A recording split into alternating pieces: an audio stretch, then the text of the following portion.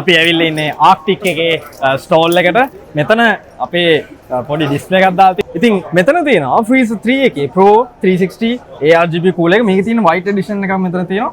මේකේ radiator size එක බලන්න මෙතන ලොකු වෙනසක් තියෙනවා. අනිත් කලින් සීරීස් එකත් එක්ක බැලුවාම මේගොල්ලොන්ගේ අලුතෙන් KC models 6ක් රිලීස් කරලා තියෙනවා ආක්ටික් එකෙන්.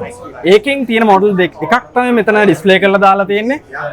සම්පූර්ණ ග්ලාස් එකක් ඇවිල්ලා තියෙන්නේ.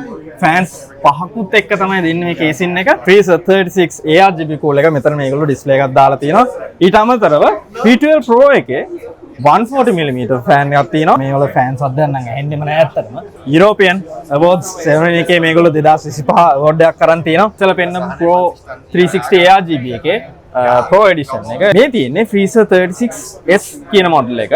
Efficient CPU air cooler with direct touch heat pipes. Pocket fan එකක් ඉදලා තමයි මේක වැඩ කරන්නේ. ඕන් කරන්න බලමු.